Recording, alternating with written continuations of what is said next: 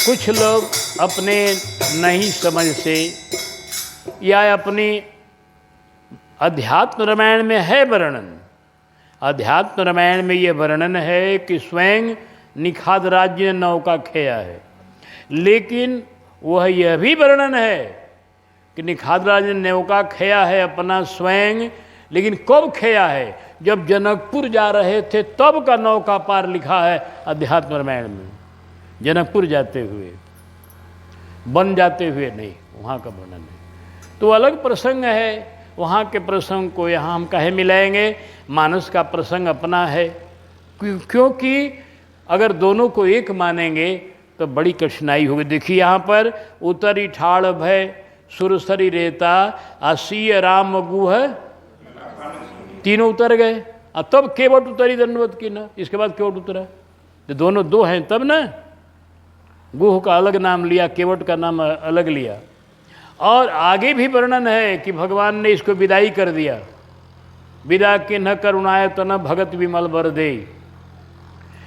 और निखाद राजी की विदाई यहाँ नहीं हुआ है। निखाद राजी की विदाई कब हुआ है? जब वो मिल गया, वो जो तपस्वी एगो मिल गए, बढ़िया एगो तपस्वी मिल गए रास्ते में। उसके बाद भगवान ने तब रघुवीर अनेक विधि सखहि सिखावन दिन राम रजाए शीश धरी भवन गवन तैकिन।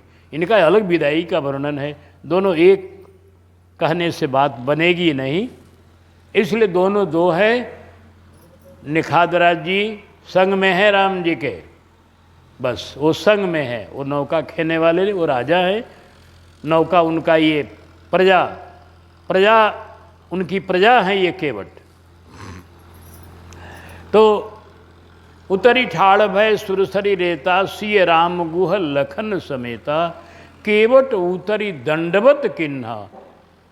दंडवत जब किया केवट ने तो प्रभु को बड़ी लज्जा लगी।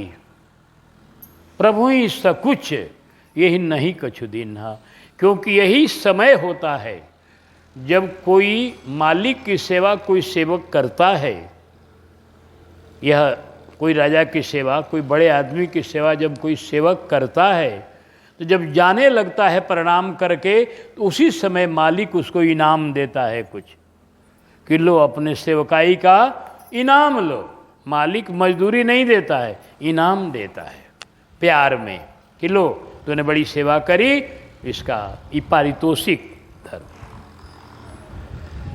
तो जब वो प्रणाम किया केवट ने, तो भगवान ने सोचा, ओहो आज हम चक्रवर्ती नरेश के बालक हैं और हमारी कितनी सेवा किया, चरण धोया, नौका पर बैठाया, कितने प्यार से पार किया, और ये गरीब का यही रोजगार है, और आज हम इसको कुछ मजदूरी नहीं दे पाए। भगवान हमारे ऐसे विचित्र है।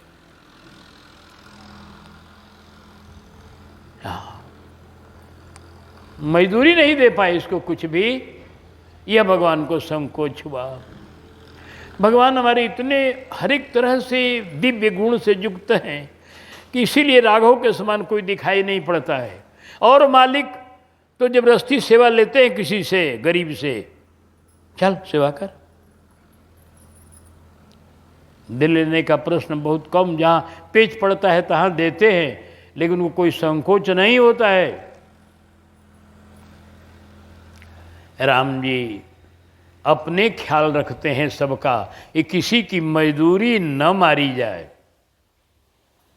शास्त्र का यह विधान भी है, शास्त्रीय विधान में लिखा हुआ है, किसी से काम करा के उसको मजदूरी न देना पाप है, उसको पाप में गिना गया है।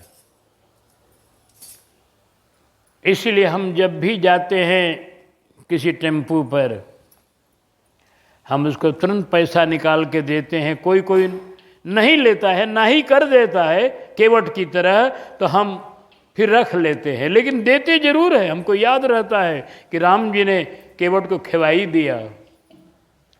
हम इस टेम्पू वाले का बेचारे का रोजगार है, हमारा दो चार आने में, दो चार रुपये में कुछ बने बिगड़ेगा नहीं, इस बेचारे का उससे जीविका चलेगी। हम जबरदस्ती देने का प्रयास करते हैं कि नहीं तू ले लो इतना, ये 5 रुपया में हमारा कुछ न बिगड़ेगा, तुम्हारा काम हो जाएगा।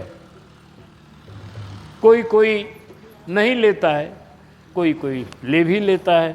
हम दोनों में खुश होते हैं। लेता है कहते हैं बड़ा बढ़िया किया, नहीं लिया सोचते चलो इसने संत के प्रति भाव रखा।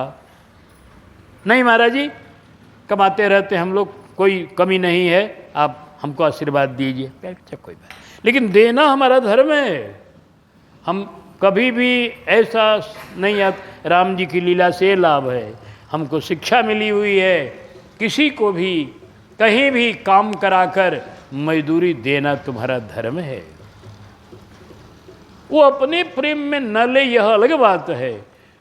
यह अलग बात है कि प्रभु की सेवा, जैसे केवट कह रहा हम नहीं लेंगे, लेकिन राम जी तो संकुचित हुए, प्रभु ही सब कुछ। हाँ, इतना ख्याल रखना चाहिए दूसरे का भी, एक गरीब का, एक किसी भी मजदूर का इतना ख्याल जरूर रखना चाहिए कि हमारा काम किया तो उसको हम मजदूरी दें, उस पर हम जजाती न करें कि चलो मजदूरी उसका 8 आना है, हम कहने तुमको 2 आना हम देंगे। जब बोलेगा वो बेचारा गरीब दिल दबा कर रह जाए तो पाप पड़ेगा। मजदूरी जिसकी जितनी उचित है उतना दो। अपने मन से, अपने प्रेम में कभी कुछ छोड़ दे वो अलग बात है, लेकिन तुम अपने तरफ से किसी को दबाने का प्रयास न करो। शास्त्र का यही आदेश है। राघव हमारे शास्त्र को जानने वाले भी हैं और पालन करने वाले भी हैं। इसीलिए प्रभु ही सब कुछ। ज्यों दंडवत किया प्रभु को संकोच हुआ कि आज मेरे पास कुछ नहीं है। लाचारी ये है कि कुछ नहीं है, न एक गहना है मेरे पास, न एक कपड़ा है मेरे पास। भगवान तो पूरे विरक्त होकर चले हैं ना, कुछ नहीं लिए। एक कौड़ी भी लेकर अयोध्या से नहीं चले। धन्य हो रघुनंदन, धन्यवाद। इतनी लंबी यात्रा, 14 वर्ष की वन यात्रा, और राघव ने एक कौड़ी भी अयोध्या से नहीं लिया। हम लोगों को 10 दिन के लिए जाना होता तो क्या क्या लेके चलते हैं, वो एक कौड़ी नहीं लिए। कारण है क्योंकि महारानी कैकेयी के वचन के अनुसार ये भरत जी का राज्य हो चुका है। अब भरत जी के राज्य हो चुका है, अब बिना भरत जी के आदेश के यहाँ से कुछ भी ले जाना भी ठीक नहीं। राघव को लोभ भी नहीं है कुछ भी का, कोई लोभ। कैकेयी ने लिया करके मुनियों का वस्त्र पटक दिया कि मुनियों का वस्त्र पहनो, कपड़ा उतारो, ये राजसी कपड़ा नहीं पहनना है, इसमें लाखों का हीरा मोती लगा है, ये कपड़ा उतारी। राम जी ने बिना हिचक वो जरीदार कपड़े, वो मखमली कपड़े, वो बढ़िया बढ़िया कपड़े, राजसी भूषण वस्त्र उतार दिया बिना हिचक। राघव महात्यागी है। पितवा ऐस भूषण वसंता तजे रघुवीर, हृदय न हर्ष विघात कछु पहने बलखल चीर। सारे गहने और सारे कपड़े जिनमें अनेकों मोती, अनेकों हीरे, अनेकों रत्न जड़े हुए, सब उतार दिए। महारानी कैकेयी ने कठोरता का हद कर दिया है। तब भक्तों का हृदय कांप जाता है। महारानी कैकेयी को कुछ न कुछ कहते हैं, भले सब लीला प्रभु की इच्छा से हो रही है, यह अलग बात है, लेकिन लीला का ऐसा प्रवाह बह रहा है करुणा का। उस करुणा में, राम जी के प्रेम में महारानी कैकेयी को कुछ न कुछ लोग कह ही देते हैं। अब वास्तव में उस दृश्य को पढ़ने पर हमारे जैसा आदमी भी विचलित हो जाते हैं। हम तो एकदम बिल्कुल घबरा जाते हैं। बड़ी महारानी कैकेयी की उस कठोरता को देख करके हृदय घबरा जाता है। कि भगवान का कपड़ा उतरवा लिया, गहना उतरवा लिया, नहाने नहीं दिया, जलपान नहीं करने दिया, इतना कहीं बेरहमी किया जाता है किसी पर? इतनी ज्यादा कि हो तो प्रात मुनि भेष धरी जो न राम बन जाए, सवेरे सवेरे भाग जाए। अरे कहती कि हाँ तेरी नहा खा के जाए, कम से कम एक दिन तो अयोध्या में भोजन कर ले ना। कहा कि एकदम सवेरे जाना है, यहाँ जलपान नहीं करना है। इतनी कठोरता तो हम कहते हैं गोस्वामी जी को कहना पड़ा, भूप प्रीति कई कई कठिनाई, उभय अवधि विधि रची बनाई। अब ये पवन देव हम लोगों का सत्संग विश्राम देंगे, प्रभु को संकोचे में छोड़ेंगे नहीं। ऐसे हम मुद्री का देने का प्रसंग अब दूसरे दिन ही सुनाएंगे, जल्दीबाजी में प्रसंग का रंग भंग हो जाएगा। इसलिए प्रभु ही सब कुछ, और किशोरी जी ने अपना मुद्री दिया, चौपाई में गा लेते हैं और व्याख्या आगे दिन होगी, क्योंकि पवन देव हवा बहवा रहे हैं और ये पानी का छींटा आ रहा है, ठीक नहीं है। इसलिए अब आप लोग आइए। प्रभु ही सकुच ये ही नहीं कछु दी, प्रभु ही सकुच ये ही नहीं कछु, यही की पिय पिय ही की सिय जान निहारी, पिय ही की सिय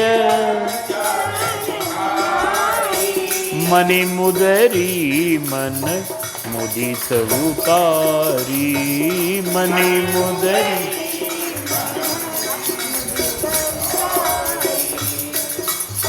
कहे कृपाल लेहि उतराई,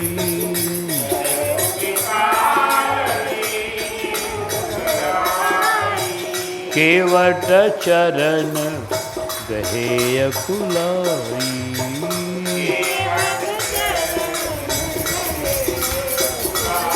बोल भक्तवत्सल भगवान की। सीताराम सीताराम।